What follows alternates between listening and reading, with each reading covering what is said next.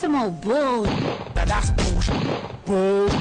The time for BS has ended. It's time now for the No BS Show, hosted by Brian H. And now, here's your host, Brian H. Yes, we are back. We are back. It is not every day that you have an opportunity to interview an Emmy Award winner. Half of them have me blocked on Twitter for some reason. But we have an opportunity to interview someone who, it's actually, I'm not just saying this because she's on the phone, but she was a really good sports reporter as well. Christina Cindrich, how are you? Good, how are you? I am good. How many times have you been nominated for an Emmy? I'm pretty sure it's been a couple, right? This was my third time. Third. How did you feel the first time? Was it a sure thing, you know? No, I mean, you never know. The first time I was pretty shocked. This was 2 years ago. Okay. So, and then this time, I actually was just nominated against myself. So I had two shows against each other. Is there a chance of bipolarism, or was it actually... I don't think it was bipolar. They were both pretty similar shows. I've seen Black Swan, so, you know, it was the same person but two different attitudes. That's why I had to ask that. No, they were pretty similar shows, and then there was one other one that was in the running that actually had 7 producers on it. So I was a little worried because that's a lot of creative talent for one show. So you did get your first Emmy this time, right? I did. So walk me through. You know, first time, high hopes. You were shocked, but you didn't win. Okay, let's try it again. You got nominated again. You had this same swagger, chip on your shoulder. You know, this is my year, and unfortunately, it wasn't. Walk me through your attitude for the third time. Was it, you know, don't be surprised? Was it, this is me? I worked my ass off on this. It's me, or was it just nerves? I wasn't sure if I was going to be nominated this year. I didn't go to the nomination party because I didn't want to psych myself up. But then I ended up watching the Ustream online, and then when I heard my name and then heard it again in the same category, I just lost it. So then after that, I got my swagger back, and you still don't know. But this year, I felt really, really confident, and I was really proud about the 2 shows that were nominated. So, and I do work my ass off, so I really felt that this year I was ready. It seems like. I mean, obviously, if you're nominated, you all worked your ass off, but like, there should be a consolation prize if you lose, right? I mean, everyone should get something for their efforts, like besides the exposure, which is pretty awesome. Right. I totally agree. Everyone will say to you, well, it's an honor to be nominated, but at the end of the day, we all really want that beautiful statue. Get a class ring. Get a class ring of nominated 2002, or that might be kind of cool. You know, like a fashionable class ring. That would be good. Yeah. You know that. But, I mean, I'm all for that. Maybe next year. I'm not lobbying for an Emmy nomination, but I'm just saying. You know, I mean, podcasting. I totally agree. I mean, I can't put a podcasting. We don't really have an award show, so. Okay. Well, if they did, I'm sure you would be nominated. I'm a little jealous of you. I follow your dad, Ralph Cindrich, badass former player, awesome agent, who I will tell you a story about Ralph, and just a few. Was at the ceremony, was at the Emmys. Were you nervous because he was there? Was it like, oh man, this guy? I mean, I wanna make everyone happy, and he's my dad, and he's like the best dad in the world. I gotta do it, but. Who nominates? I mean, who actually picks? You know, it's up to them. And how are you nervous with him there? If it were up to my family, I have a big Italian-Croatian family, and they all would have been voting for months. To have my parents there meant everything to me. And they are the most supportive parents in the world. So to have them there was really, really special. And when they announced my name, and then when I went up backstage to come up and make the speech, my dad, I didn't know this, but he had actually gotten up from the table and went over to the side of the stage and was taping my speech. Awesome. So I wasn't even off the stage, and he had already tweeted it. And my mom's like, Ralph, you're supposed to let her break the news. He's like, screw that. I'm putting it out there. So it was a really special moment. And, at the end of the day, for me to see them so proud, it means everything to me. So can you let the fans know what show won and how you felt when your name was announced? And be honest with me, there had to be nerves of falling on stage, correct? Oh, yeah. I mean, I was convulsing when we got to our category. First of all, my dad bought 2 bottles of wine for the table, and I think we might have been the only group in there that had bottles on the table. And he's like watching me the whole time, kind of regulating how much I'm drinking. But I knew that I had to keep my cool. But I was shaking when it finally got to that point. And my show is called Private Islands. So it's basically some of the most incredible private islands around the world, which is an amazing job. And I'm really blessed to have the opportunity to travel around the world. It's a lot of work. So on paper, it looks like I lay in a hammock on these shoots. But I'm kind of a one-woman show. So I produce, host, and write, and then offline edit them. So I've kind of filled all roles now with this series. So it made it even that much sweeter to get the recognition for it. So how much fear was it like, okay, you get nominated, there's some steps over there. I got to walk up those steps, and I might just pass out. I might trip. I might tear a quad. I might tear my ACL, my MCL, my PCL. Well, they said I had something prepared just in case to say, and I stuck it on the side of my boob in my dress. Whoa! And, yeah. See, we might not have a cuss word because this is uncensored. Listen, she's a lady. She's an Emmy Award winner, so I'm going to be respectful until she cusses. But that right there, side boob, makes it a little uncensored. Go ahead. I'm sorry. Side boob. Well, I'm glad that it wasn't sweaty. So. But when we got there and we sat down, they ended up telling us speeches had to be 30 seconds, and then they would play the music. And my dad was funny because before we even knew before I even announced that they announced our category, he's like, if that music comes on, you better get up there and start singing. So I was all ready to break out in some opera. But, to speak in 30 seconds, that's a short amount of time. So I guess that's what was going through my head. And I'm like, shit, I have to get everything out that I want to say and everyone that I want to thank in 30 seconds. And surprisingly, somehow, it just came out. Because usually I do not like speaking in big groups. I'm on TV, but that's filmed privately. But I do not like that kind of attention. Like having a whole room of hundreds of people watching me is one of my biggest fears. I do not like that. So I just I was in such a zone and somehow got it out. And then afterwards, I met my parents and my friends who came down from LA, and we were all just back there and just enjoying the moment. It was really special. I want to talk about your fear on stage talking. I have a speech impediment, okay?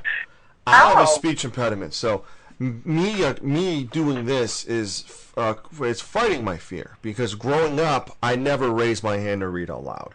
I've been honest about this.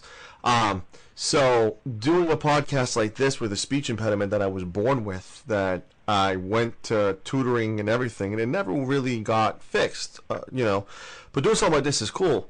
What I wanted to say about your dad real quick is about this was when I first decided to do this. I was in high school, and I'm 30 now. I graduated in 2003. Wow, you're young. So I am young. You didn't see the picture with the tape over my head, my face. No, I didn't. So 2003. So I graduated in 2003. So it was about, I was in junior high. I was in 11th grade. And I said, listen, I'm going to start a NFL show. The first agent I called hung up on me. A very well-known agent. I'm not going to say their name. Oh. You're tempting me. Don't do it. I already know. Said no to me. It wasn't Drew. It wasn't Rosenhaus. Okay. But I know that's who you thought about. It was Joe Segal. But the second person I talked to, Ralph Cindrich, I asked about Jeff Saturday, and he goes, absolutely, when do you want to do it?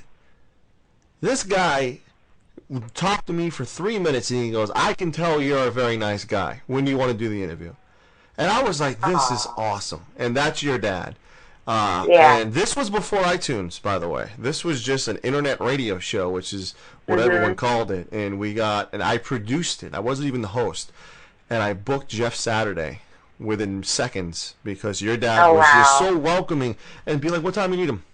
Awesome, let's do it. And my whole shtick is positivity, and we have a network of like 20 podcasts, like Steeler podcasts, Bills, Ravens, and all that stuff, and we promote positive things. So we'll have a player on to talk about their charities because that's not really what you hear about. There's an individual who lives 20 minutes from me. Doesn't live there. He's in jail there. Aaron Hernandez is what everyone talks about.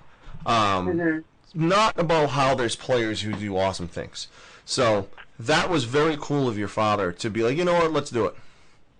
Second agent I ever talked to. So I wanted to send him props on that and tell you how lucky you are, by the way, to have such an awesome dad. He's probably listening, smiling. Thank you. He's listening, smiling. Tell me about the travel. I have been to 3 states in my life, and that's it. I've never left the country. In fear of a disease, in fear of getting robbed, which sometimes happens. Sometimes there's a lot of people that know how to grab your wallet without even touching you. They just bump into you and it happens. It happens around the world, not just USA.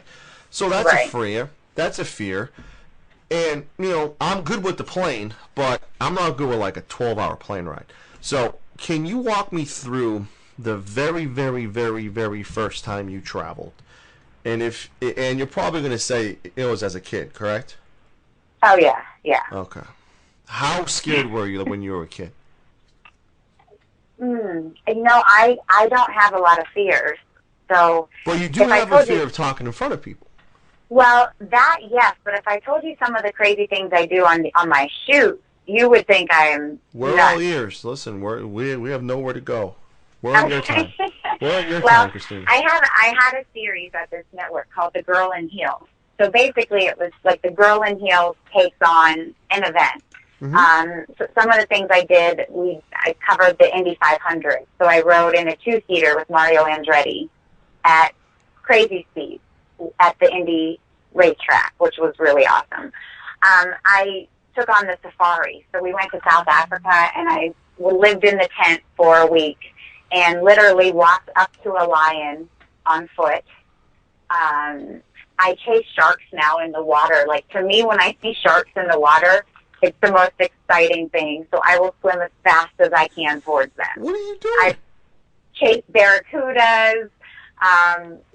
There's I jumped off buildings in Las Vegas, the Stratosphere, which is the tallest freestanding or fall. There's nothing that I won't do when it comes to a good adrenaline rush. You're the Steve-O of yes.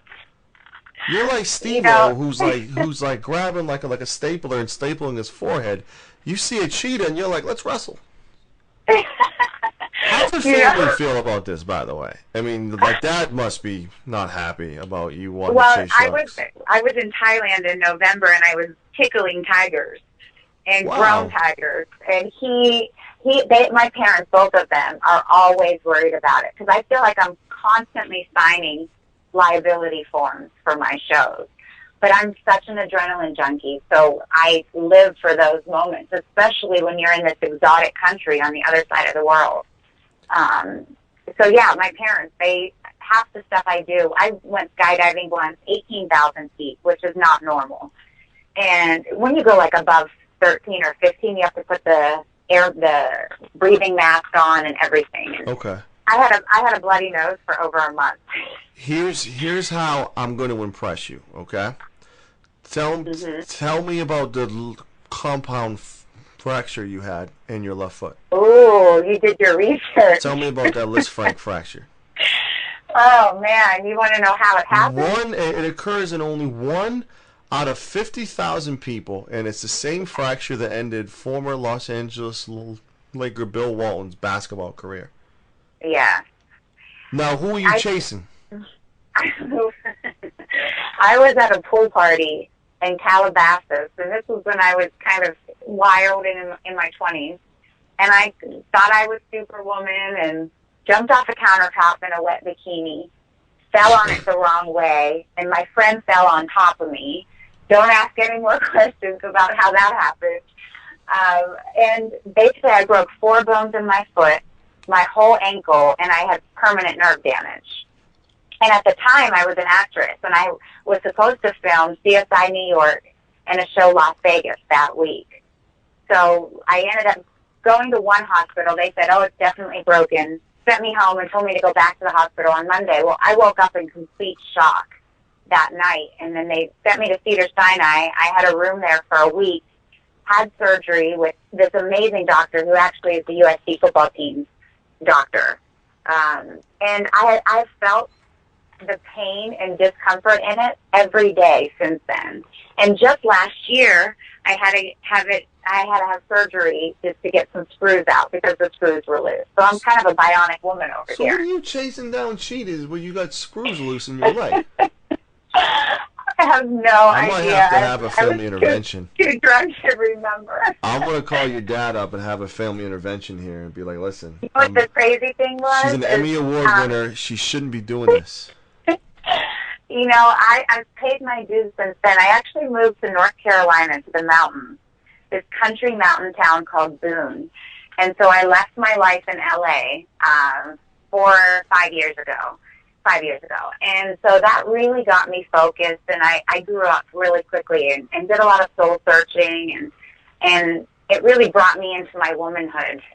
So it was a good change. I needed it just to kind of, I wasn't wild, but you know, when you're in your 20s, it's hard to stay extremely focused. So now, you know, now I don't do anything. My social life is very minimal. Like on the weekends, I'm in bed by 10, 11 o'clock. I've turned into like this old lady, but I prefer it this way. So. She pauses when she says she prefers it this way. I do. Tell me about the film role you did in 2007. The film, all the acting Spider-Man. stuff? Spider-Man 3. Oh, Spider-Man 3. That was an amazing movie to work on. It was really confidential. So I went in for the auditions for a lab technician, and now I'm thinking there is no way that I'm going to get this role. And sure enough, I booked it, and I was in a lab coat for my character, which usually, like, I played a stripper on Desperate Housewives, a wholesome stripper for prime time. Do you you know know what episode that is? Not for me, but for the fans.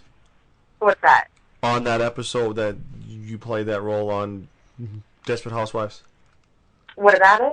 That the role you just said that you played on that show, Desperate Housewives. Do you know what the episode number is? Episode. Not for me, for the fans. I don't know. It's on my IMDb page somewhere. Right. So go to the IMDb. Okay. But you know, I played a lawyer on Boston Legal, so all of my roles have been, you know, I've got quite a variety that I can do, which has been nice. So I'm not just typecast, but Spider-Man 3 was really cool because I was surprised that I got that role, and then it was so secretive, and they didn't even send me a script, so I didn't even know what my lines were until I got on there, and they just, you know, we just went from there. So you and I have this in common. You love animals, and I love animals. I actually volunteer at a shelter. I volunteer at an animal shelter. I'm hoping to start my own soon. And we deal with dogs who were at kill shelters, high kill shelters in Kentucky, Ohio, and we rescue them and give them a second chance at life. So there can be a couple dogs that might be dangerous there, but not really because they're all highly adoptable. But you are dealing with cheetahs and tigers. What's the worst injury that you ever had because of an animal? Was it like a punch in the face by a kangaroo? Or? I actually haven't had a problem. I was with my cameraman last year. We were in Antigua at Stingray City there, and stingrays are actually really docile and friendly creatures, but he was feeding one, so he got a hickey. It kind of split up his arm, and he has a huge scar on his arm that he'll have for life. And that's about as bad as I've seen. I think it's because they're all so friendly with me, so I'm down to keep doing it. I would like to do cage diving with great white. That's on my bucket list. So hopefully that's next. Are you wearing protection or anything like that? That sounds weird to ask that. Are you wearing are you in a cage? No. For great white, yes, you're in a cage. But, walking up to a lion, I had my safari guide with me. It was my guide, my cameraman, and me. And he said, so where we were, the lion could have charged us in 3 seconds. And he kept trying to get this lion to charge us because he said, you basically shit your pants. But they don't attack. So lions are kind of interesting because they'll run up to you, but they don't actually jump on you. Whereas like a leopard will attack you immediately. So you kind of have to know what you're doing. There's certain animals, when you're walking up to a crocodile or a cheetah, you have to walk diagonally to approach them. So there's all these little tricks, and then you respect their environment, and then they respect you back. So be honest now. The other reason is because of danger, Has there ever been like an incident where you might have gotten, almost involved in some sketchy people, or no? Oh, yeah. When I did a show in Jamaica on Bob Marley and interviewed his family, and it was an incredible experience. But we were in Trenchtown, and I have never seen a place like that before. And at one point I looked and we were basically with the Marley family's soldiers. So I felt really protected, but at one point I looked at one of them and I said, what if something happens? And he was dead serious, and he said, if they touch you, we'll shoot them. And he was not playing. So I think, I won't put myself in a situation where I, know something could happen. I always will have a local with me who I trust. India, I did a show on the palaces there, and when you leave the palaces, it's a completely different environment. So, I'm never walking around by myself. You gotta carry like mace and stuff, though, right? I don't on my shoots. I'm more scared in San Diego at night. Get a taser or something, Yeah, that would be good. I gotta talk about the Emmy, and I'll briefly talk about a little bit of sports if you have a few more minutes. Yeah, absolutely. Where's the Emmy? Where is it? How paranoid are you of getting fingerprints on it? Like dropping it, or like someone just trying to steal it from you and sell it on eBay? How's the paranoia level? Are you like completely lock, guard, and key that thing, or no? No, I'm not. It's on top of your fridge? The day after the Emmys was Father's Day. So we had a big Father's Day barbecue at the beach. So, of course, my mom's like, okay, we have to bring Emmy. So we bring her. She's in the box. And my niece, who's 1.5, was there. And so my mom's like, well, bring her out. And I had her on the table, and they're passing her around. And my mom wanted to leave her, basically on this little table right in the middle of the stand. And that's when I was like, no, we're going to put her right back in the box. But aside from that, no, she's on my nightstand, and she's actually right next to my dog's ashes. My little baby Chanel. Chanel? Who was a little Yorkie. Yeah. I'm sorry about that. I was going to ask him. Thank you. I actually just went through something similar with my oldest after 11 years. His paw is tattooed on me, so. So much of a dog lover, but I do apologize. I thought about doing the paw tattoo. Well, his paw is his actual paw that they took after he passed. Right. So it was like a little mold of it. Yeah. Right. My mold is messed up. Yeah. Mine is not a good mold. Yeah. That or the face. I mean, yours was like a Yorkie, right? Mhm. So yeah, I mean, if it's a small face, that might look good. She's actually the last one that I thanked in my Emmy speech. It's good. That's yeah, what I would do. So she's next to, the Emmy is next to Chanel's ashes, which are also next to my 2 grandmas' memorial. Right. So those are my 3 angels. And it's good that you thank them, because that's awesome. Let's talk about sports real quick. Okay. I did a Twitter rant, and there was a player on the Eagles who tweeted out a receipt, a very expensive receipt. Apparently, it's very common when you get drafted in the NFL, you have to buy all of your teammates dinner. You don't have anything else with them. You just buy them dinner, and that's just the way you have to do it. This guy, Evan Mathis, who actually tweeted a picture of a receipt that was $64,000. Oh my God! $64,000 bill from a dinner Thursday night at Del Frisco's. Del Frisco's. This is a week late. This is a week before Lane Johnson, who we've had on our show, and is a very nice young lad, tweeted a picture of a receipt for $17 at the same restaurant. So it's bullying, in my opinion. I totally agree. And then it turns out that this guy, it was a prank. He did it to prank people. He made it all up. It was a fake receipt. He took the picture, and he is loving the attention right now.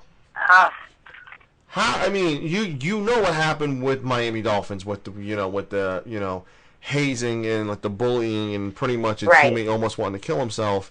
Now you see these rookie bills of I mean, yes, these players are getting paid, but the practice squad ones are nowhere near the shape of a starter.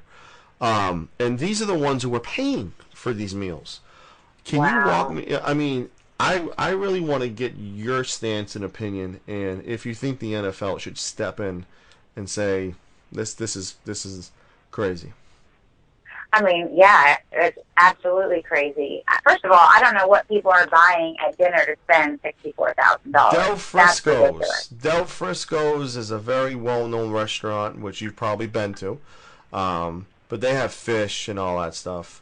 They have beef and steak and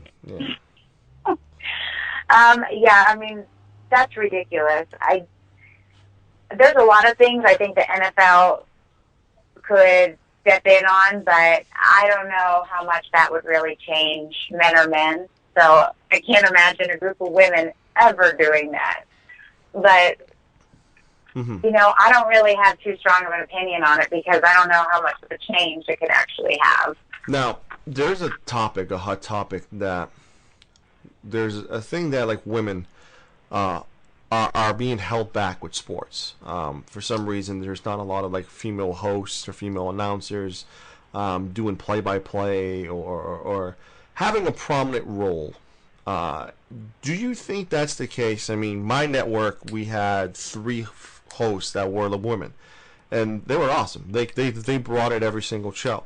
Do you think that, you look at Sirius Radio, ESPN Radio, there's not really a woman host really there? I mean, there's like 1 or 2, if that. Do you think that's an issue with like sports for some reason, going with the senior talent because they've been there long enough, yet there's a woman who just graduated college, is very intelligent, knows her stuff, and it's probably half the price, but you're going to go with this guy because he's one of your guys who he's out of touch with sports. Is that an issue, in your opinion? Be honest. Yeah. I mean, I think it's definitely much more difficult for women in sports to get jobs. I think that women could definitely be a distraction, though. Especially with all of that testosterone. So if you had between the 2 options, maybe the easier, safer choice is to choose the senior male. But there are women that really know their sports out there. And I think for some of them, it takes, you have to do a little bit more to get that credibility. But once they have it, Erin Andrews, I mean, people don't really second guess her now. Yeah, she was hosting. She proved herself. Yeah, she actually hosted her own Dancing with the Stars and didn't do too well with that. I read in the gossip, because what you read in the gossip's always true, right? Absolutely. Always. Real quick, we are doing a tournament for the Uberfax game, and we want to know if you'd be interested in entering this tournament and playing a quick Uberfax game. Oh. No. What kind of fax is this? Uber Facts. You know them on Twitter? Follow them on Twitter at Uber Facts. You know who they are? No, I'm going to have to follow them on Twitter. They're at Uber Facts. They tweet out the craziest facts in the world. Oh, I follow them, yeah. Absolutely amazing. So, what we're doing with the Uber Facts game is I'm going to just say it, and you're going to tell me if it's facts or if it's BS. Because this is I got to tell you, I think one time I retweeted an Uber fact that was something about a dollar bill for every, like, $5 bills or whatever, it's been in a stripper's G-string. And I tweeted that years ago, and my dad retweeted it. Hey. All right, I'm ready. Let's go. Facts are facts. I mean, and then these little kids are putting the dolls in their mouths. And slap that out of their hand. All right, let's do this. All right.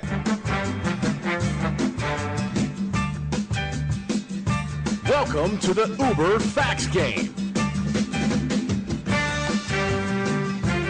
You like my theme music, by the way?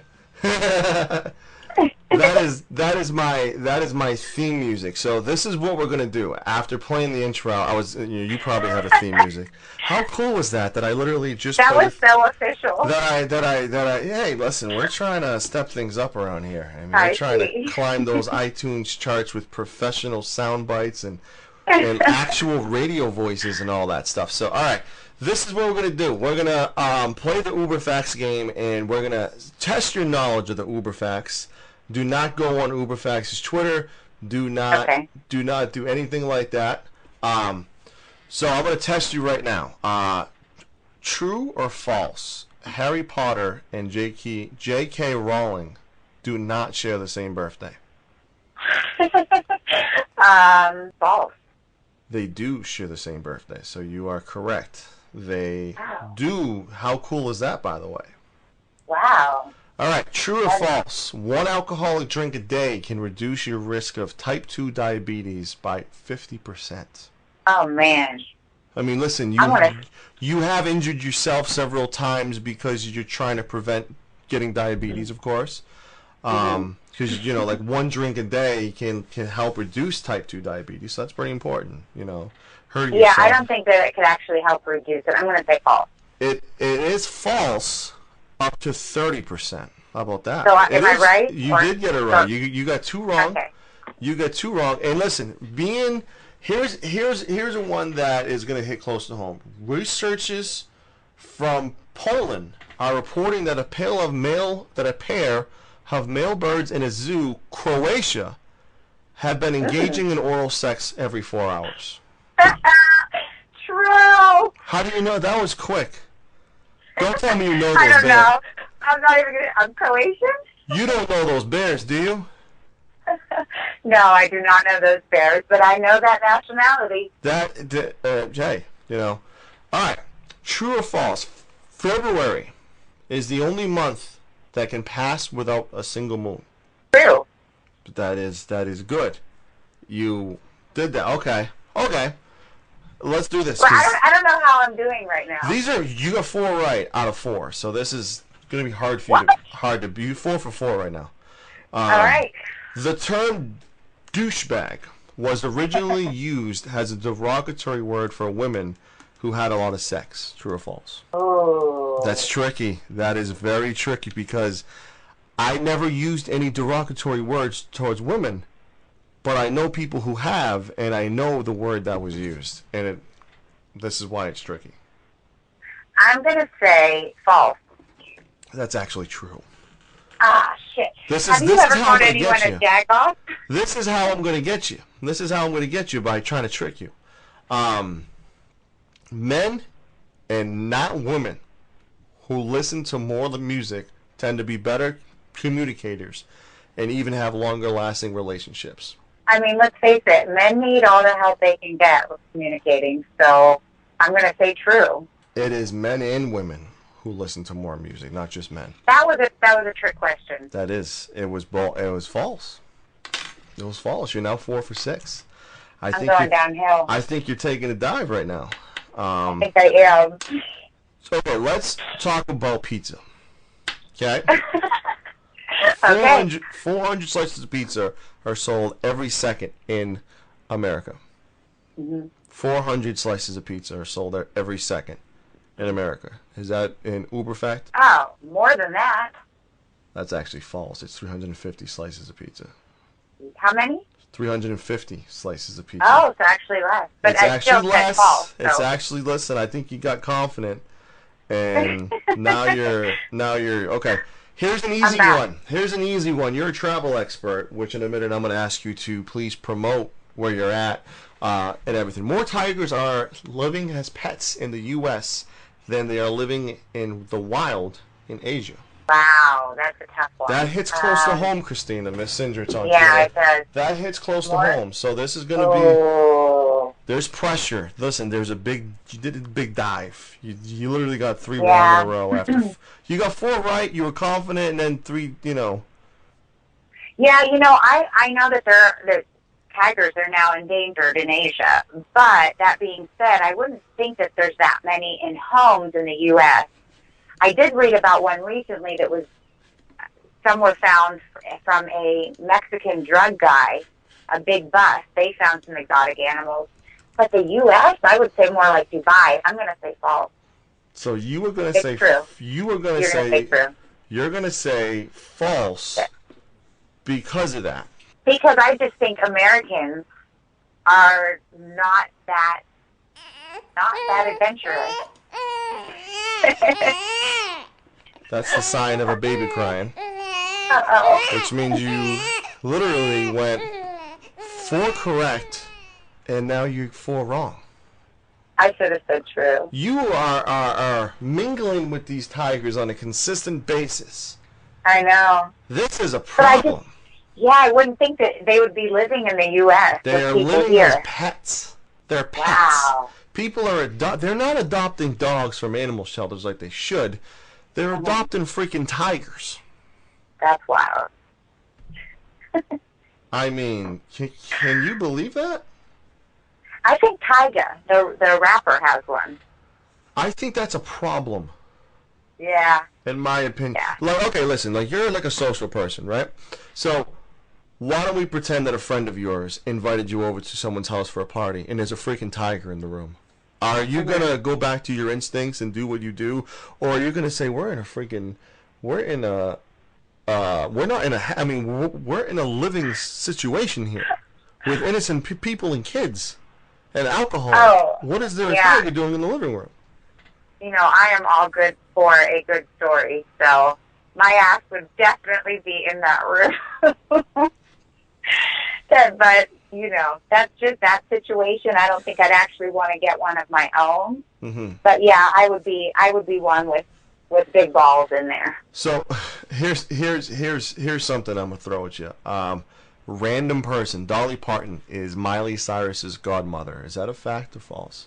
Dolly Parton. We know who Dolly Parton is. She's well known. It's so random that I'm just gonna say true. That is true. Dolly Parton is Miley Cyrus's godmother. Wow. That is now here's something that we're gonna end it with, because I do research. Every 3 out of 4 people have glossophobia, the fear of public speaking. True or false? 3 out of 4? 3 out of 4 people have glossophobia. You're one of them, right? I am one of them. I'm going to say true. You're a glossophobic. Glossophobic? True. Is that what they call it? True? Claustrophobic. You got it.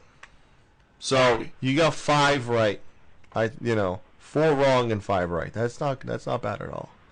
Well, no. You're 6 for 10. I'm sorry. Yeah, I was just going to say, I think there was one more in there. You got 6 right out of 10, so you're going to go on the Hall of Fame board right now. Wow. And you're probably going to go up against a porn star next week.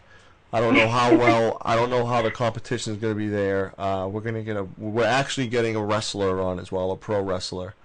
Oh, nice. And so you don't know what you're going to get with that too. So, congratulations. I honestly think 6 out of 10 is very respectable, in my opinion.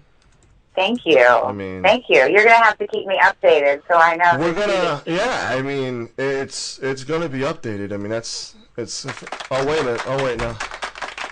See, we actually have a studio here. That's the cool part. We actually have a studio amazing. here. Yeah, so that's, like trying to impress you. So you did do well with your public, because you talked in front of an audience just now on the phone.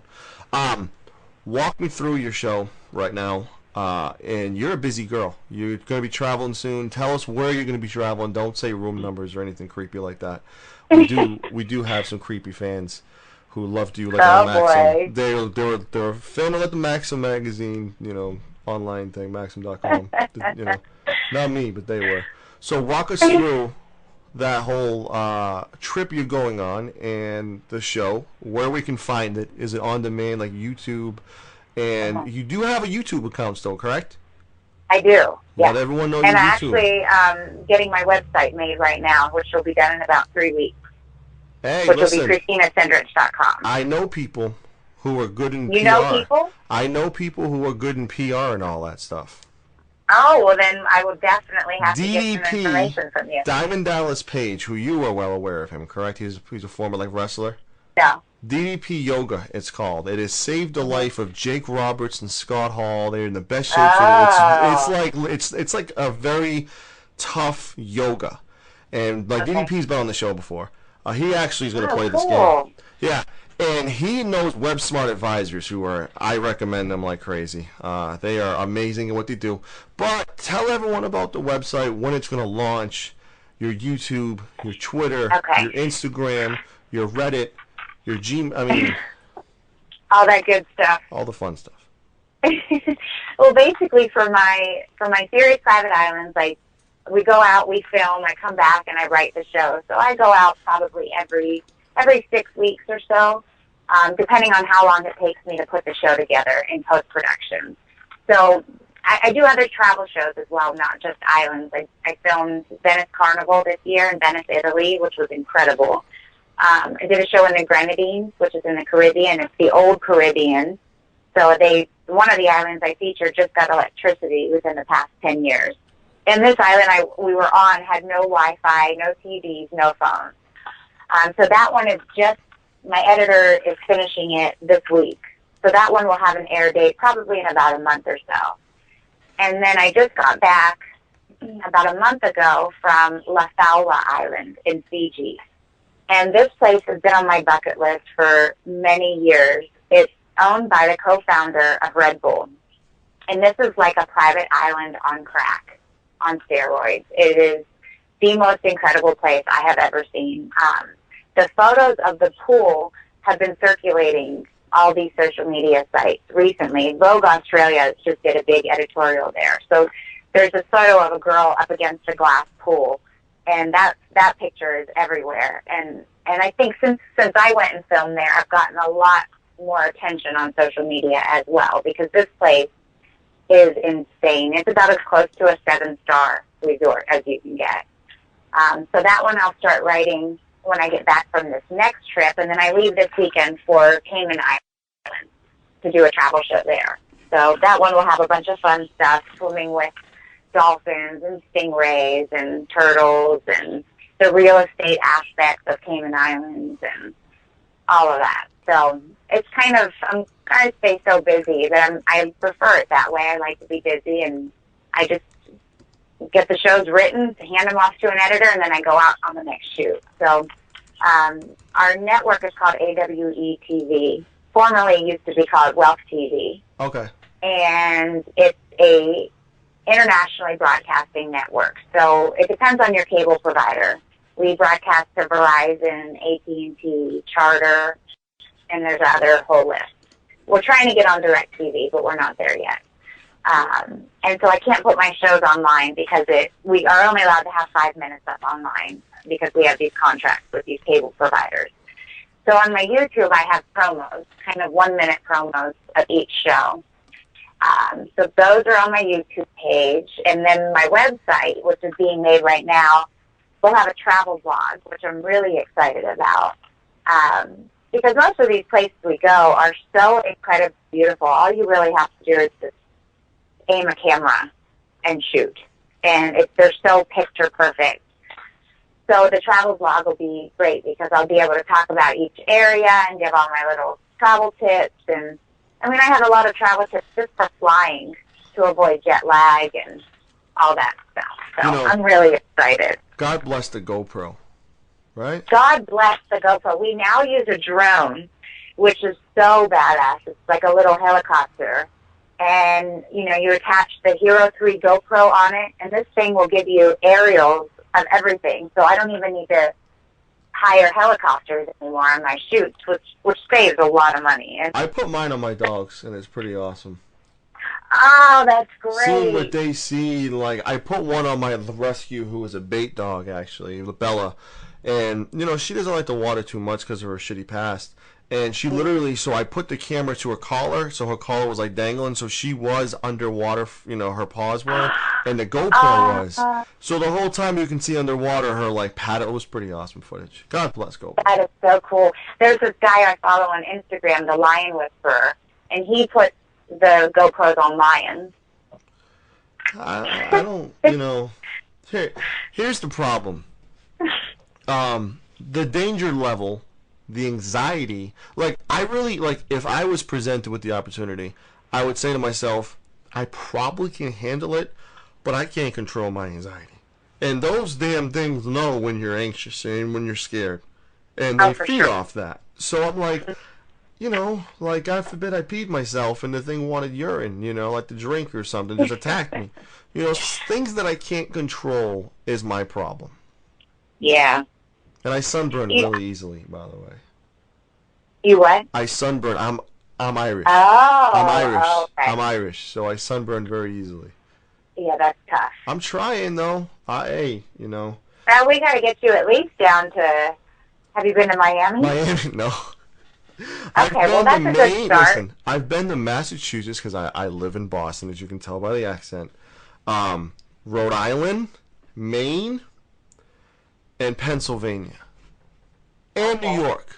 You gotta come to California. Maybe Connecticut by driving by to get to so yeah. Okay. I might go to Seattle with everything. They're doing like minimum wage, like $15 an hour, and medical, like the marijuana is illegal. The job rate's awesome. Mm-hmm. Loyal fan My brother base. actually is a medical marijuana attorney in San Diego. Really? Mm-hmm. That is interesting because I know your dad's stance on it is a pretty intelligent one, and I respect a lot, that he has that stance because many people are afraid to come out and say it. Yeah. And now you see there's former players are suing the NFL for painkillers, for painkiller abuse. You know what? Those two are on totally different levels. Yeah, that's my point. Yeah. I mean, if they could take marijuana, it'd be a hell of a lot easier compared to taking painkillers, which is highly addictive. Somas, and I can't sleep without one, and it's like Skittles to them. And now they're having serious kidney side effects because they overdosed. And they abused it because the doctors would continuously give them the pills because, hey, I just need to feel a little better and I'll play. Okay, we're going to win if you play. Here's a couple more. And it's terrible. It became an addiction. Mm-hmm. And now they have kidney problems and they're suing the league because of that. They are so bad for you. I mean, even just getting out of any kind of surgery, they mess up your system for like a week. The effects of them are crazy. It is bad. It is, there's a couple players who are on anxiety medicine and medicine like Effexor, which is highly addictive. And if you have to wean off it week by week by week by week, and if you just stop taking it, you're going to go insane and do something really stupid, and it's going to be in the headlines that you ran someone over or, because you have these suicidal thoughts when you're off the medicine. That's how crazy it is. Yeah, but that's okay. You know who has it the worst are hockey players. One of my best friends, his two brother-in-laws both were hockey players, and because of the pain, they immediately got addicted to prescription pills, and it is terrible. Really sad. Shame on the Bruins for releasing Joe Thornton, who was a brawler, but he was amazing. He goes to Dana-Farber every time he wants to. He does awesome charity work off the field, and the Bruins and they're not re-signing him, which is a horrible move by the Bruins. Let me say that. But hockey's a very violent sport. And oh, it's crazy. there are consistent fights, and it's like a boxing match, and it's pretty much a physical sport. Soccer's pretty physical too. Yeah, I mean, I haven't, as I mentioned before on the side with you, I haven't been able to really watch too much sports lately because I've been so busy traveling. But one thing I got a kick of today when I saw it was Clint Dempsey is now a rapper. It's very easy to become a rapper. Yeah, but his rapper name is Deuce. Deuce, that is okay. So if you became a rapper, like, what would your rapper name be? Like C Money or like C Dub? Yeah, I mean, it would definitely have to be C Giggle. Whoa. It's not gangsta enough. Yeah, I have to think about that. No, I'm pretty sure you gave an answer. I'm pretty sure you just gave an answer and then backed out because you were nervous, because you were shy. You were a little embarrassed for saying that. That's okay. That's okay. Listen, if the Miss Cindrich Army can get Say Jiggle trending tonight, I will give away... No, I didn't say jiggle. I said giggle. Jiggle? You said jiggle. J-I-G-G-L. Giggles. But if you want to make it giggles. jiggle... You said giggles. I thought you said jiggles. I said giggles, but you know what? Jiggle. I was like, nice. jiggles, and then I'm like jingling, and I'm like, keychains. Your mind just went somewhere else. I'm thinking keychains and jiggling. Okay. There you go. I was going to say, because I'm going to put this up pretty soon, if the Army can get See Like Jiggling trending, I will give away a pair of Flips Audio headphones. We'll call your PR people. Flips Audio headphones, brought to you by flipsaudios.com. So tell everyone, listen, I can go for 4 hours with you. You're probably well aware of my socialness. I wanted to briefly talk about what it was like growing up with Dad, like bringing you to a couple games and like meeting all the players, being a little girl. Were you scared of these giant players, or was it okay because they're just like Dad and they're big, although your father was bigger than most of them? Yeah, he was big. So I think I was just introduced to it at such an early age that I didn't know anything else but that world. So, I mean, he'd have me on the phone while he's on with owners of teams and swearing and, telling them off. And I'd be answering his phone for him as they're calling. The GM will call. And so I kind of just was always around that. And then growing up, we used to go to the Pro Bowl every year. That was one of our family vacations. So I used to run around with a football. And I have this football in my house that's actually just as valuable as my Emmy. And it has the best of the best autographs on there. I mean, it's everybody. I think it was probably around, when was that? Early 90s, maybe? So you got a lot of Buffalo Bills signatures then. I was just going to say, it's got all of the Bills, Jim Kelly, I've got Shannon Sharp. Don't get me jealous. I'm a Bills fan. I live in New England. Well, back in the day, too, at one point, my dad had so many Bills. So that was like Will Wolford, we had Ken Hall. Will was better. God bless Ken Hall. I know. One of the this goes before. Actually, you just made me remind Ken Hall. We booked on before we booked Jeff Saturday. So. Oh wow. So, yeah, that was sophomore year then. That was like a year or so before. So yeah. That's what it was. Sophomore year with the Bills Report radio. I did a Bills Report podcast, and okay. The K gun was named after Ken Hall, and I've been a Bills fan my whole life, and I live in New England, and I get harassed and teased, but Tom Brady's awesome, which he is. He loves pit bulls, so he's awesome. But besides that, so what ended up happening was Ken Hall was the first person I interviewed, first player. And I had a co-host. I was in a sophomore year, and Ralph said it was okay to have him on.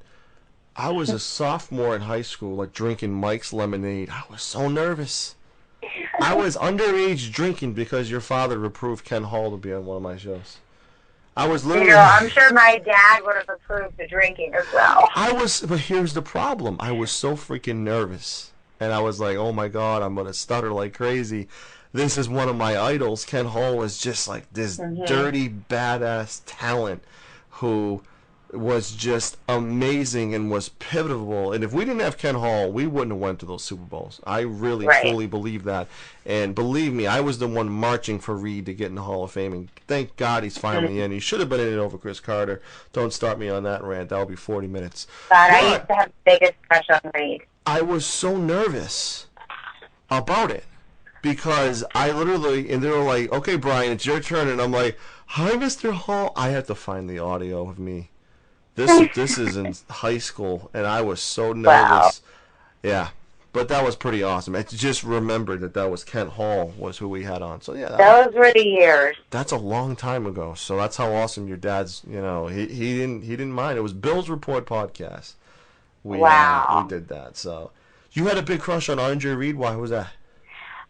I don't know why, but I always used to have a crush on him, and I think I was like saw him in the elevator once at the Pro Bowl, and I just thought he was so hot, and that was it. And also Jim Kelly, I saw in the elevator, and at one point he wouldn't sign my piece of paper, but he eventually signed my football. But I will never forget that. Okay.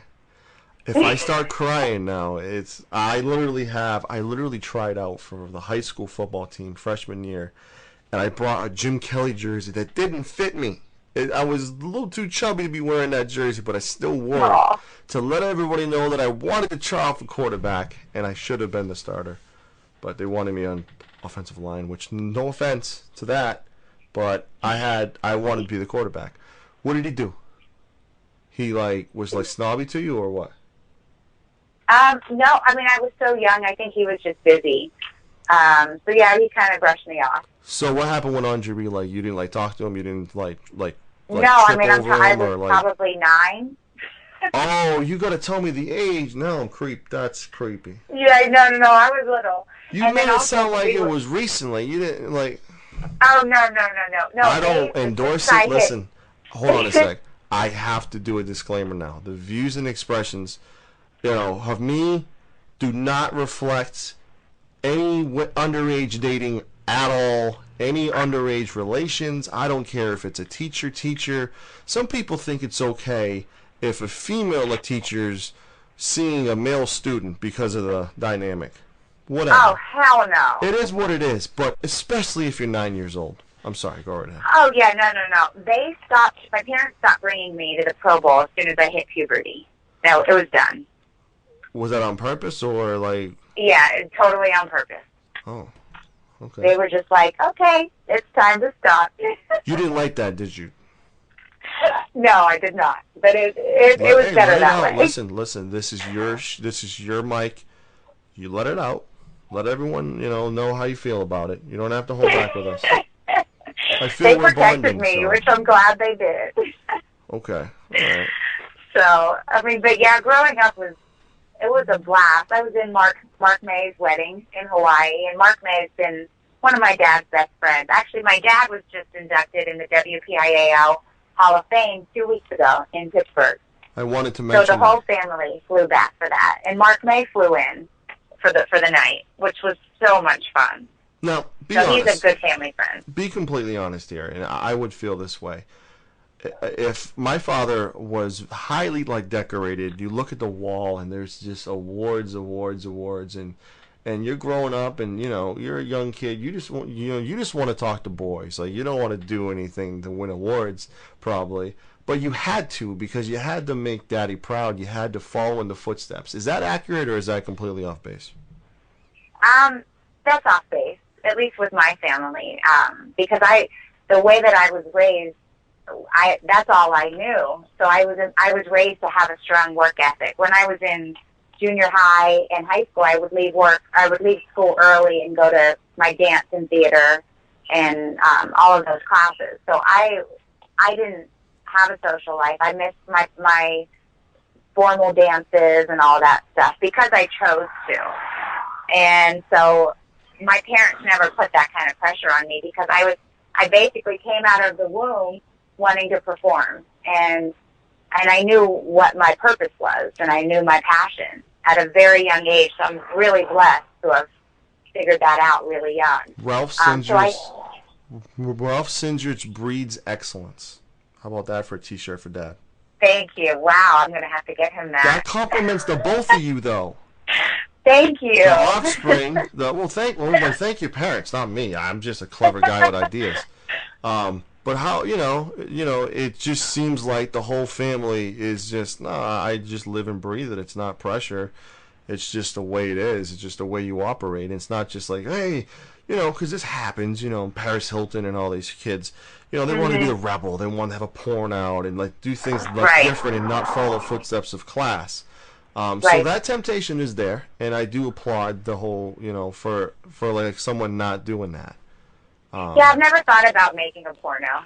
That question wasn't asked by me. But you see what Kim Kardashian, what happened with her. Yeah, absolutely. I mean, everyone has their own claim to fame, so. How did that happen? Like, how did she go from that to like causing, like charging $60,000 for a club appearance and actually getting paid to do that? I have no idea. How did that happen? How is she making money? Powerful daddy. Well, not only that, but now listen, I was a manager at Sears for a while, and it was all about the Kardashian line. And those were expensive, though, by the way.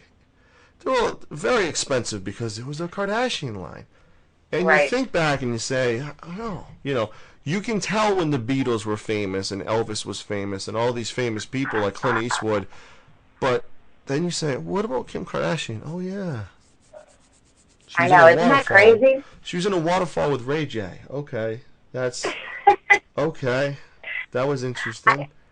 I actually know her first husband. He's a music producer. What about the kids? What about the kids? What about the message these kids are seeing? Thank God for someone like you, Christina Cindrich. Follow her at Twitter at Miss Cindrich for giving me over an hour of awesomeness. Thank you for that. These kids who look up and idolize and want to be like him, and they're putting I don't know if it's mousse or gel in their butts so it's big like hers. Right. It's like saline or like booty implants, like they call them, these kids these days, booty implants. And because they want to be like him. And let's start with what made her famous. Let me get a GoPro and put it on a freaking airplane and do a porno, or like put it on my ceiling and hope it doesn't fall on me. It's a bad message. And I'm kind of It's a terrible message. I'm not one to judge, so I think, I'm sure she thought about it many times that she made a bad mistake. Well, maybe she hasn't, because it was. Look what it opened the door to. Look where she is now. Yeah. Opening your legs opens doors to and it's a bad message. And I'm going to stress. Totally is. I'm going to stress to these kids if they said yes to listening to this podcast, well, they shouldn't, because they had to be mature only. Follow Christina on Twitter and the Facebook and listen to her. Listen, she's going to do a thing called Advice of the Day now. I'm going to make her do this. Okay? She needs to do this. She needs to do advice for the day for these teenage kids who follow you, because there's a lot of kids who follow you and are fans of you. And are fans of you, even though I think you should come back to the sports community and be a sports reporter again. But it is what it is. I'll get over it eventually. I think you should do advice of the day, like a little tip. Okay. I think you should do that. Because listen, look at Paris Hilton and Kim Kardashian, and then you hear this girl with a shower rod who does a reality show. Enough already. Right. It's sad but you really can't blame them. It's just the way that they were brought up, and that's the sad part.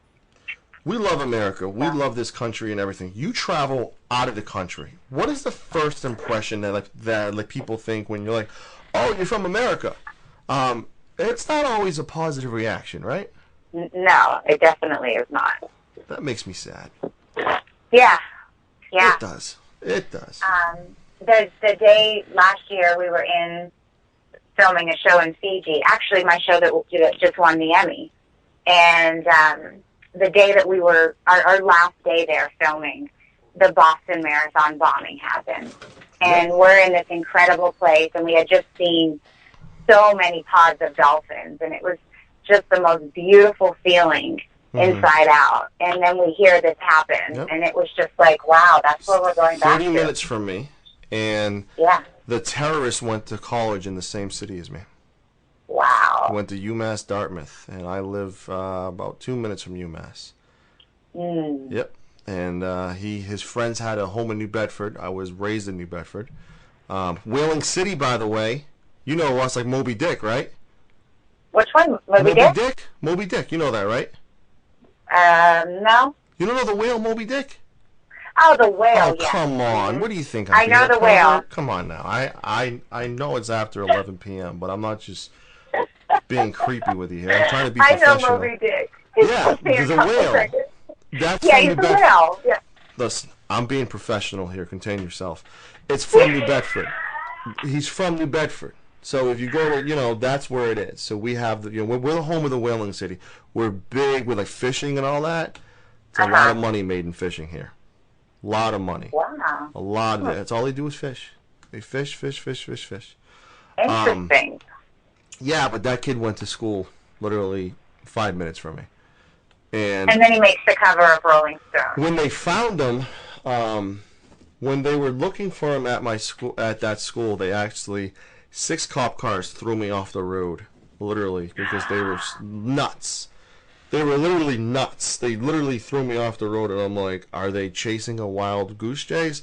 They were actually going to the kid's dorm and checking his laptop and all the planning that he made. Wow. So that really hit close to home. Oh yeah, it's there. I mean, I had some friends who were there. Thankfully, we're okay.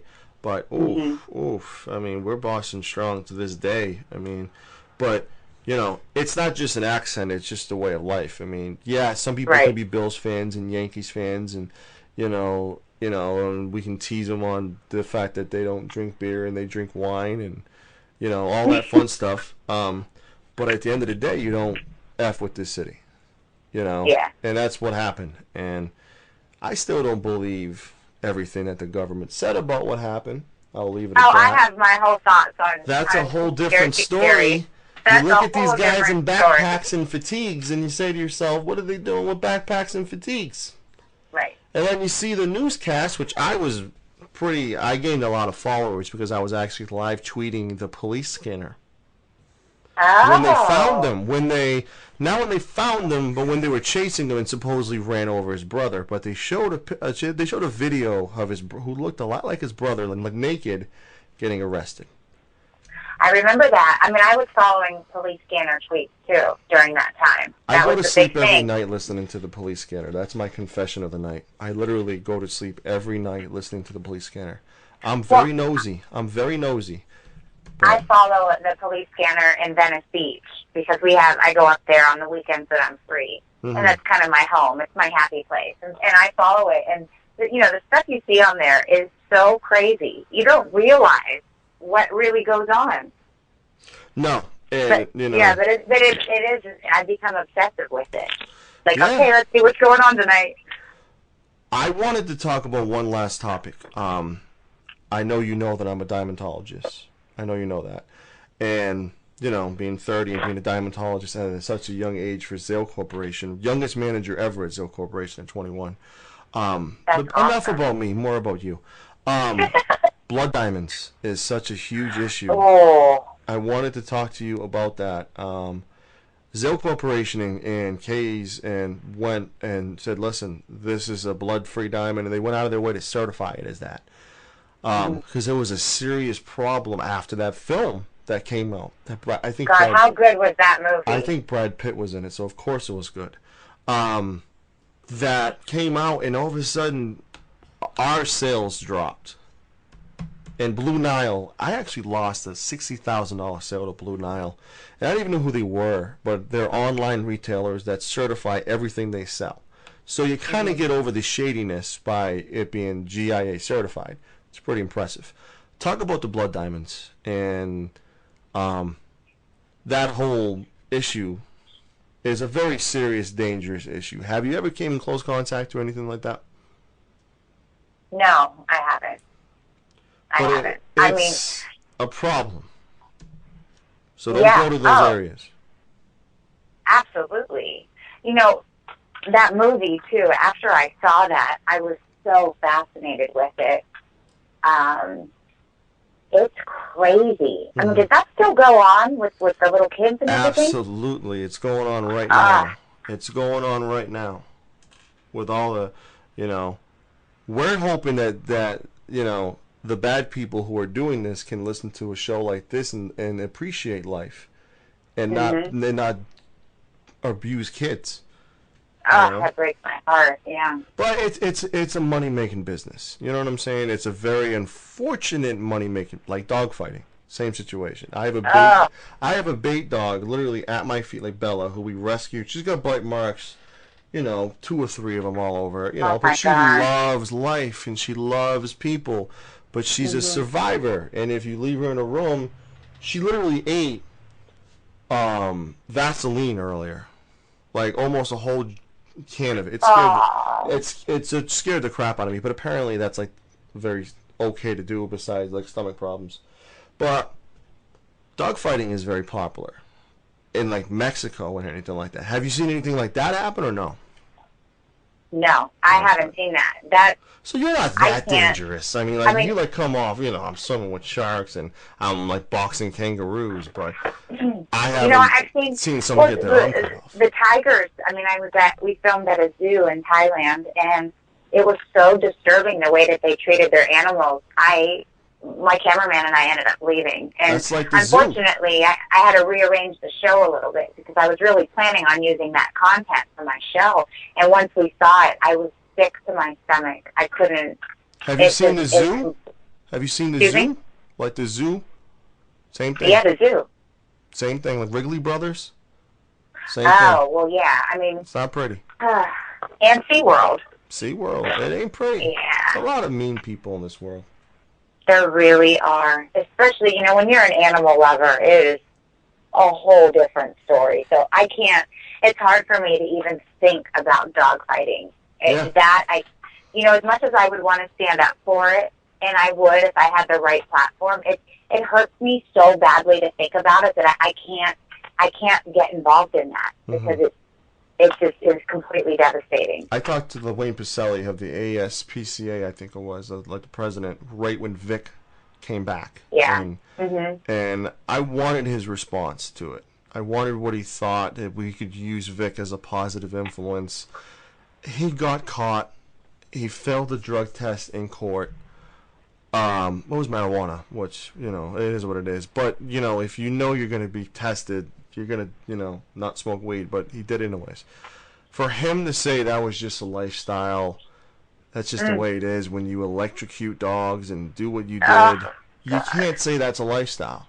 And I'm not supporting him. Thank God he didn't come to Buffalo. There was a really close thing where the NFL wanted him to come to Buffalo. That would have been very uncomfortable for me, being a diehard Bills fan, seeing him wear that. Right. I just don't think he should be playing in this league. Somehow he redeemed himself. Allegedly. Allegedly. Right. But what do I know? What do I know? What do I know? More importantly, it's what you know. So what are we doing with the Emmy? Like, is it just going to be like chilling in the house? Is there any future plans to put it in a plaque? Put it somewhere? I think I'm just going to have it chill at the house. And, she needs some friends. So I'm going to be greedy. So if someone's coming over that you really want to impress, you're not going to move it to like the front desk like, oh man, my Emmy's just sitting there. I'm sorry. Let me get that out of the way. My bed. Let me get that out of the way. That's my Emmy. Yeah, I'm just going to, it's right next to my bed. She's the first thing I see when I open my eyes, and hopefully I can get a collection of them. I never thought, I'd ever have one. I've always dreamed of it, but so who do to we actually tweet? Have one. Who do we tweet to get more shows of you? Is it a certain network? My network's AWE TV. Say it again. AWE TV. So we tweet them about how awesome you are and more shows by you. Sure. What about a reality show? That's been talked about it a couple times. It wouldn't happen at the network that I'm at now. I'm saying MTV one of my goes to coworkers really wanted me to do The Bachelor or The Bachelorette. you. You said no? Well, I never ended up, she submitted me, but she actually filmed me with the video and everything, but I've been so busy video? I never even got what around video? What are you talking about? You have to do like a testimonial. So they give you you a were list of aware of questions. doing this? I never thought about it, but she came in. I was filming stand-up for my private island show, and as I was finishing, she comes walking into the studio and was like, all right, I've got some questions for you. So I was put on the spot. It's all edited. It's ready to be sent in. It's been there for months, and I just have, it's not a priority of mine. I mean, I think a good reality show would be my dad and I, for sure. I think if we do a dating show, which I don't know what your status is, I'm not going to ask it if you don't want to give it, but imagine doing a reality dating show with your dad as a judge, and he chooses who goes home for the day. Oh, my God. And he does these rugged, tough, badass challenges where they got to run through mud, get tackled by Jeff Saturday, these really cool stunts. Like, you're going to have to pass Jeff Saturday. Like, that's the goal. Like, Jeff Saturday is going to block you. You're going to have to find a way to get past Jeff Saturday. That's amazing. Come on now. Pro Football Central is going to get on that. That's it. My company, Pro Football Central, we're going to get on that. We're going to do like a that GoFundMe would be account. So funny. I'm going to raise funds, and I'm going to do like an auction site and like raise funds and everything.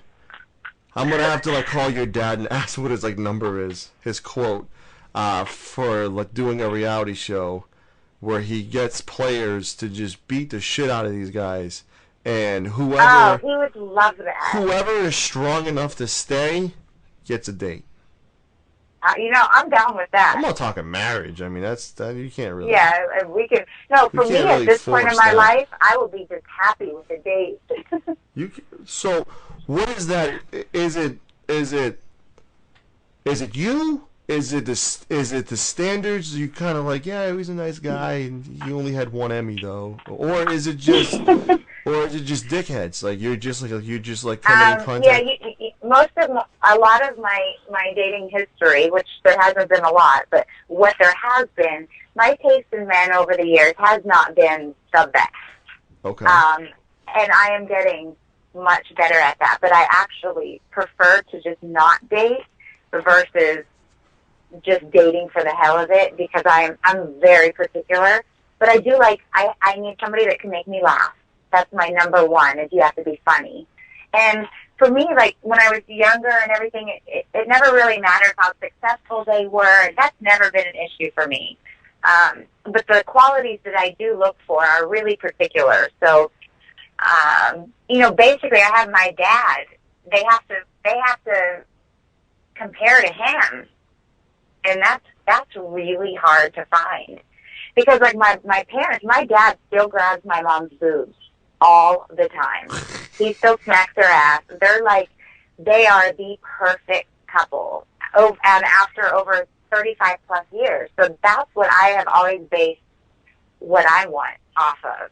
And to find that now is really difficult. You do have like a sister, correct? I have what? You do have like a sister who has like a daughter, right? No, I have a brother who has a daughter. A brother who's daughter. Is the dad pressuring you to have kids too, or is it just, all right, we got one, can we get another one? At family weddings and everything, I'm always the only single person. Even at a wedding, I can't even bring a date. It's always like an even number, and then there's me. And I think because I have my career, then I'm happy with that, and my family's happy with that. I would love to have kids someday. I'm not ready yet, but that is on my next chapter of life goals. So, my first chapter was getting to where I am right now, and I think in my second chapter I want to continue that, but I really definitely want to put myself in a position where I could potentially have a family. You can make babies and travel. Yeah, absolutely. But it's the hard part finding the guy. listen. So let's do this. Let's do a contest. All right. Oh God. We're not gonna rush this, because if we rush it, it's gonna not be beautiful. Okay? I'm sure you've been told that before. So we're gonna do a little Twitter contest. Okay? Okay. Mm-hmm. We're gonna do a Twitter contest. These kids nowadays, they have iPhones and cameras, right? They have cameras on their phones. Right. We want them to give their best testimonial video to Ralph Cindrich on why, listen to this, on why his daughter should follow them and get a DM. Ooh. We're not, hey, listen, we're at first base here. I'm not rushing this. If we get people to do a video testimonial, and then you do what you want with it, you know, I think that'd be kind of cool, because I know there's a lot of guys who want you to follow them, and if they do a video testimonial and be different, you know, I think that'd be pretty interesting. But they got to put it to your dad, and your dad's the judge. My dad is the judge. Okay, and I think that's our pilot. This is our pilot. That would get so successful that the reality show would need to happen. You see what I'm saying? All right, let's do this. I think the reality show would need to happen. Oh my God! I'm gonna text your dad tomorrow about this. Say it again. I attract really interesting characters, so this could be really good. Okay? We know about the restraining orders and all that. But what restraining orders? I was just trying to see if there was restraining orders. Oh, I was like, That was my way of tricking you to see it. Well, yeah, there was one guy who I had to file a restraining order against him because he was peeking in my windows, but you didn't follow through. You gotta follow through with those things, even if they're fit, you know, like not real. I'm just kidding. So walk me through the creepiest one, where you're saying to yourself, okay, you know, he looks like a 7 online, and then, you know, you talk to him on the phone and you meet him, and he's a 2. Does that happen before? Ooh. Has that happened before or no? No. I'll be honest with you. Listen. This is the key here. I'm going to be very honest with you. Okay? This, you know, a long time ago, there was a song called Hero by Enrique Iglesias. I sang that to a girl over the phone who I met online. So that was very personal that I just divulged. Your turn, to be honest with us now. Well, you know, I have never been, back in the day, I was never opposed to meeting someone online, because I feel like, you know, when you're busy, I don't go out. I don't go to the bar. So for me, at one point in my life, that was really the only chance to meet someone. Now, the thing with that, and I've had long-distance relationships, and basically, they're very difficult to make work, because at some point, something's got to give, and someone needs to move. Because I've had great relationships, but they've been long-distance. And then you only get the highlight version of somebody when you see them maybe once every 2 months on a weekend, so you don't really get to know them. You don't see them throwing a chair against the wall because they're angry that their bus is late. Exactly. And not only that, but when you meet somebody online, or you don't know how many other people they're talking to online. And that happened to me not that long ago, where, come to find out, you know, he has a whole handful. And we were in an exclusive relationship. So. Side chicks. Wow. Yeah. And so since then... Did you use the line that I was on Maxim.com and you're using me as a side chick, or like you didn't use that line? You know, I didn't say anything. It's well, that's was it a lie. Sports athlete? Like, was it a sports athlete? No, he was not an athlete. He was just needed attention from women. And the crazy thing was, half of them were liking my photos. So it was crazy. And so since then, I'm good on all of that. I'm not going down that route again. I think, listen, my mini rant, and we'll let you go because we greatly appreciate it. The 90 minutes you've been like giving us almost. Super appreciated. Thank you. I get these emails. I get these emails on dating sites. We got Brazilian. We got the religious. We have the seniors. I mean, listen, if I do a Google search of dating website names, I'm going to get one of the creepiest names in the world. Like, literally, I'm going to do it right now while we're live. Dating website names. You know, you have the easy ones that everyone's well aware of. But then you have the ones that are like white on white, black on black. Oh, yeah. You get these, weird dating sites like blackpeoplemeet.com, black singles, black singles. Mingle. And then you go to freeblackdates.com, and then you just get crazy. You got the Black Christian Dating for Free.com, Black Cupid. You get out of control. Why don't you do this? You've won an Emmy. You know enough people. Why don't you create the very first dating site that requires an STD test to sign up? Wow. Well, that would be a good one. That's a good place to start. You got to prove that you're not nasty. Oh. That you're clean. I mean, that's at the very least. Listen. That is to be expected. I'm going to give you that idea. You're going to run with it. You're going to make money off it. And I'm going to sit at home and have a tear in my eye when you're doing an Emmy speech over this. But I'll be happy for you. Thank you. Listen. These, they got these weird sites. What about a safe one? What about one that's a guarantee you won't get like syphilis? Guarantee. That would be a winner. No syphilis, no problem. Wow. Hashtag that. And that is why I don't date. Well, you sound like my brother. I have a brother who is pretty up there in age. He's I don't know. I was born on his 13th birthday.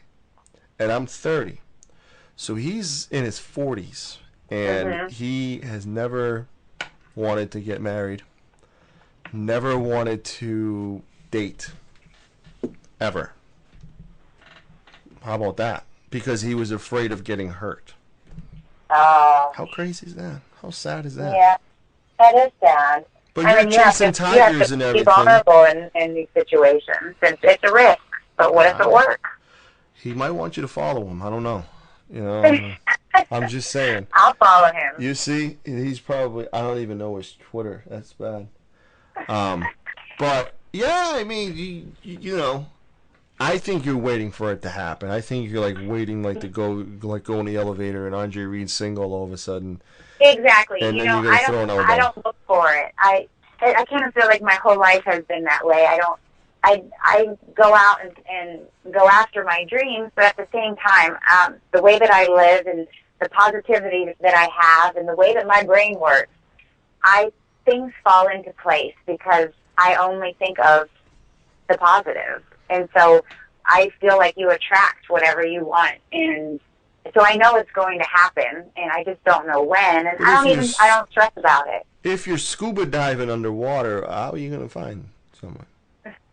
You know what? On this last island we went to, it was on La Faula in Fiji. It was completely empty, the island. We were the only people there, except for one day. They had a big group come in just for the day.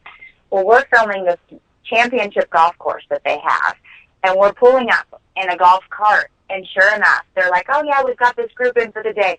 I see this guy, and I fell in love. Turns out he's a huge New Zealand rugby player. And I was like, I completely was at a loss for words. Dan Carter. Dan Carter. I'm going to Google him. No, he's married and has a baby. He looks just like me. That killed my dream. But for the one moment, I was like, wow, this is amazing. This is how it's going to happen. If you had 200 pounds, that's me. Seriously. If you had 200 pounds, a little, I don't have a second chin or anything like that. I don't even have man boobs either, but, getting to that point, that'd be me without the talent, without the spare tire as well in the stomach. I'm just kidding. So, of course, you didn't talk to him. Well, I did. It was just us there. So we filmed them, and he was with his family, like his brother, and actually there was one of the holes there is, I guess, a female hole. I don't know how that works for golfing. It's a what? A female hole. Okay. Whatever it was, he had to drop his pants to hit the ball. And so once he dropped his pants, then I was just completely, it changed my life. You weren't disappointed, let's just say. I was not disappointed. So, but Dan Carter doesn't follow you, does he? No, he doesn't. He follows Elton John. He follows Ashley Powell.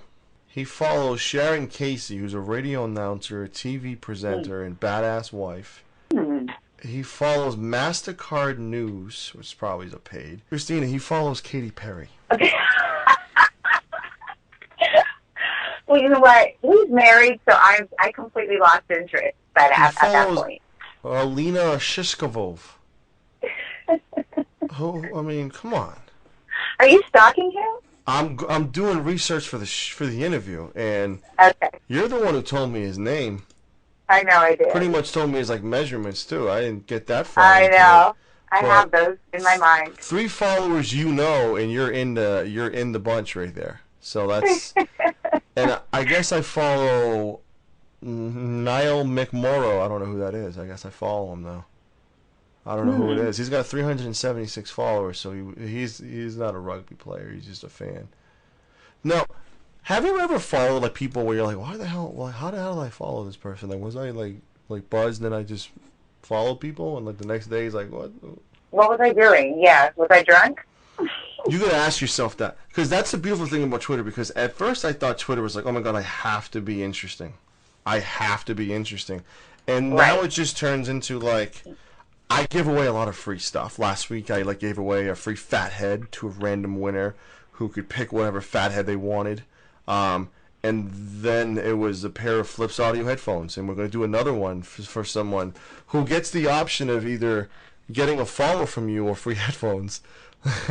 Let's see what they think. I think that's going to be interesting, but to have them choose and to have them tell your father at the end of the video what they're going to choose. If they win. That's good.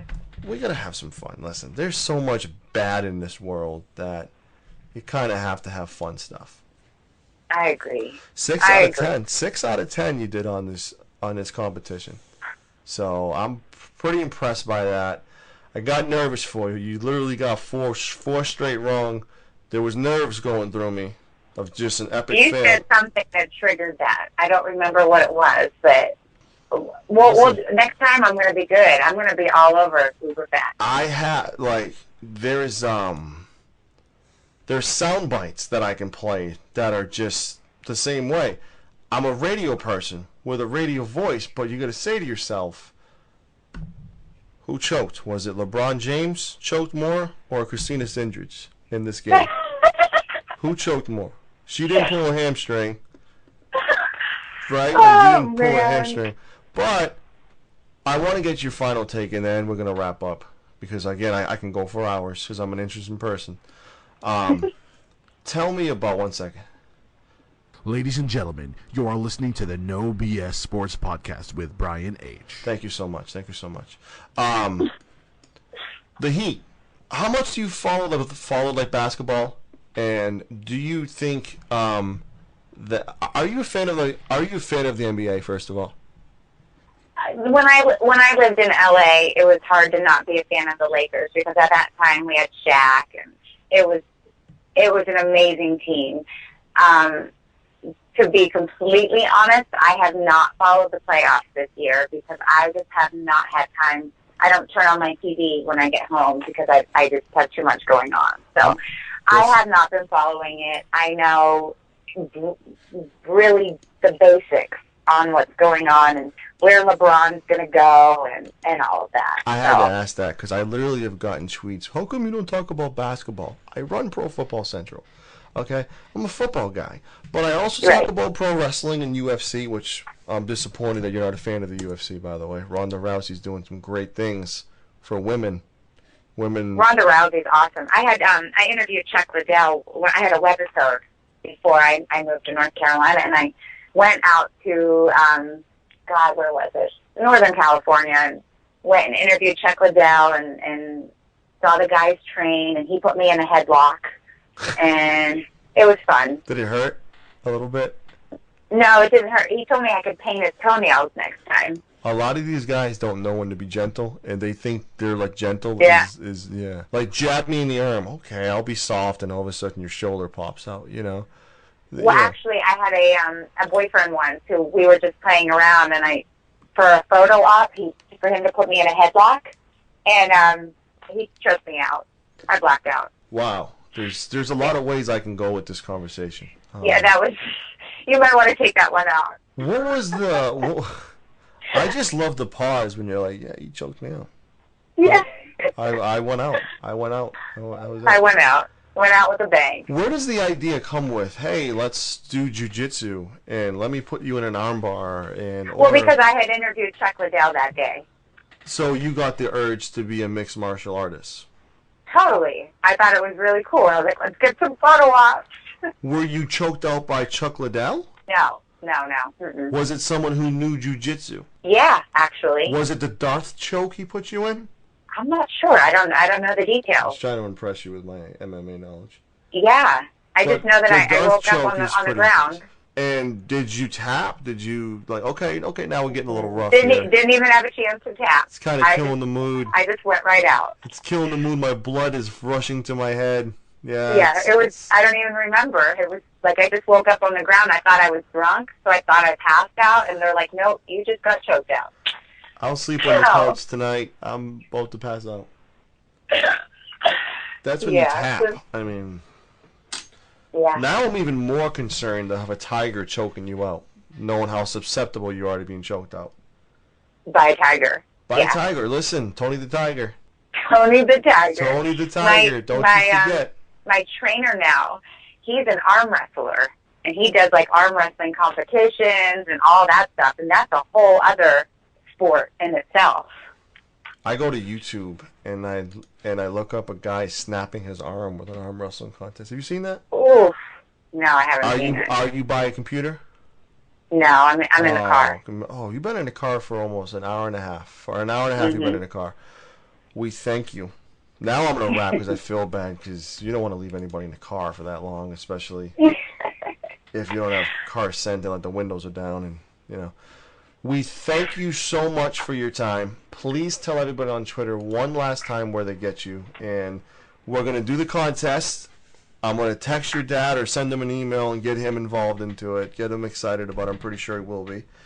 Yes. Here we are volunteering him without him even listening to this yet. He'll do it, yeah. He's happy to turn me over to somebody. So he will be all for this. Somebody he approves, and we're just talking about a Twitter follow. We're not talking about getting choked out. We're not talking about anything else. We're not talking about getting drunk and fracturing your foot. We're talking about a follow. Okay. That's what we're talking about. Miss Cindrich on Twitter. Check out the website coming out soon. The Facebook is getting popular too, right? Where's your Facebook? Facebook.com/Christina I think it's official Christina Cindrich. So you actually have like fake ones out there? I have a what? You have like fake ones out there? Fake like pages? No, a couple of times there have been some catfishers. But right now, I do not believe I do, which is wonderful. That's when you know you made it. Keep it that way. That's when you know you made it, though. Like someone's using your photo and your likeness as a catfish to impress people. That's when you know you made it. Christina Cindrich, Emmy Award winner. Congratulations, you've made it. We look forward to your next project for your next Emmy, and you've made it. Well, thank you so much. This has been a blast. Okay, everyone. The No BS Sports Podcast has just ended. Please follow us on Twitter at No BS Sports Show. That's on Twitter at No BS Sports Show. Subscribe to us on iTunes and Stitcher Radio as well.